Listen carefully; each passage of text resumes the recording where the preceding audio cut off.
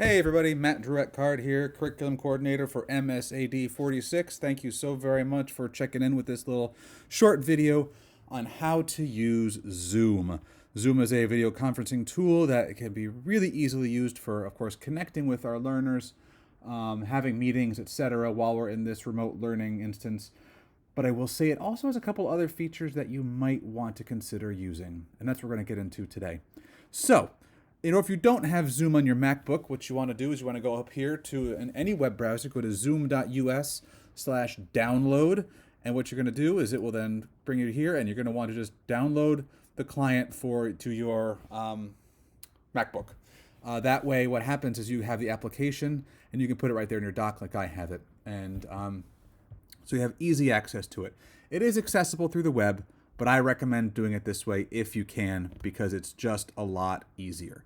So once you get that downloaded and you have your Zoom app, you start that, load that up, and you get a window that looks something similar to this.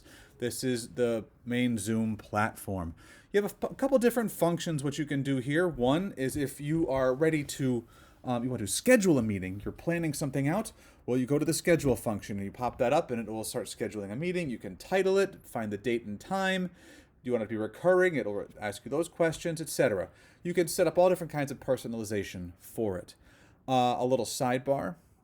In Google Calendar, if you use your Google Calendar, when you go to create an event in Google Calendar, you can also now do it so that when you create the event, there might be some conferencing options. You could use either Google Meet or Zoom, and it will connect right to your Zoom account. Your Zoom and your Google account are right there connected. It'll create a Zoom link for you, and then you can just do a normal Google invitation from there.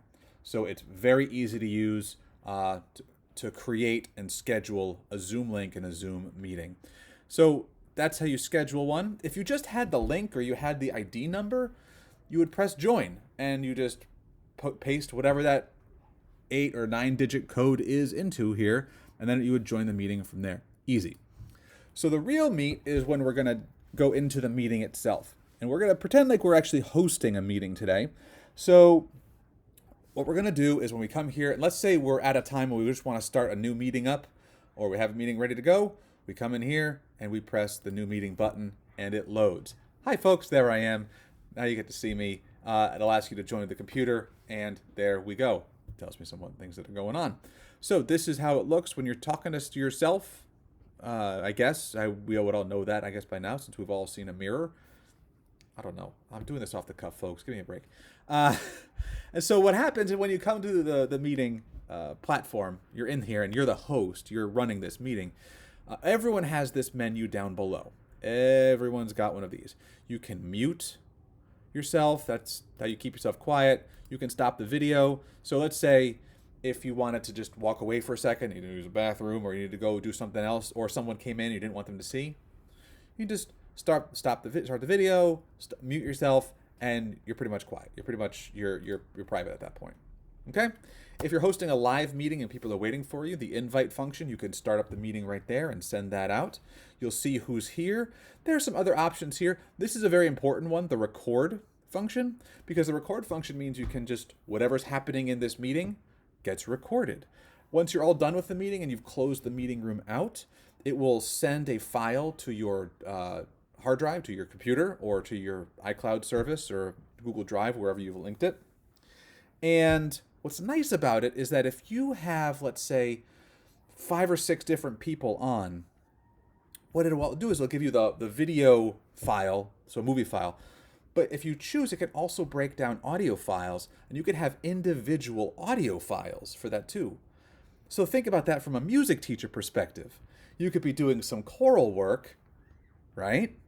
And then you could be getting everyone's answers, everyone's voice. You could be doing some language stuff and getting everyone's voice downloaded right to you when you're all in a meeting together, all in conversation. Easy way to check their verbal performance or their vocal performance or their performance. So that's the record function. Very powerful. Another one that's great that I love is the share screen function. The share screen function does exactly that. It shares what's on your screen.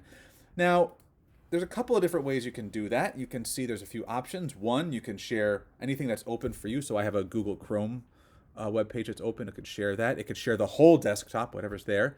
You can also just easily share your iPhone or iPad screen through AirPlay or through a cable. But I did want to focus on this one right now. Not go too deep into everything, but the whiteboard function. So I'm going to be using my mouse because that's what I'm using right now. That's what I have. But if you have an iPad and you can share your screen, you can use it just like any kind of whiteboard, and you can show your thinking of whatever it is you're doing. I'm using a mouse. I don't know what I'm doing. I'm not a very good artist. I'm a wartist. I'm a wannabe artist. And it has some functions like clearing it all out, clear all drawings, etc. If you noticed, it also says clear viewers drawings. That means it can be collaborative, folks. You can have other folks be drawing on it too if you allow it, which you can do. It's up to you how you allow your participants to interact. So you can share your screen of what it is that you're doing. You can also, if you're in the middle of a live meeting, you can have them be participating and engaging right then and there. And if you don't want them to draw, you just want them to do text, text boxes work too. All right? So when you're done with your meeting, you're all finished, all set. All you do is come down, end meeting for all, and it goes away. And it's done. Bye-bye. Thank you very much. See you later. All right? That's a very quick overview of Zoom as a tool for recording, for sharing information, and for connecting with our learners. If you get to a point where you want to give this a try, but you're a little bit nervous, you don't want to roll it out to your students quite yet, hit me up. Send me an email, give me a call, send me a tweet, whatever, and I'll be your guinea pig. You just send me the link, and I will do whatever you ask, and you just give me a try. We'll set up a time where we can make it happen. Okay? I'm here for you. We're here for each other. Good luck out there. Stay connected, stay well, stay healthy, stay positive.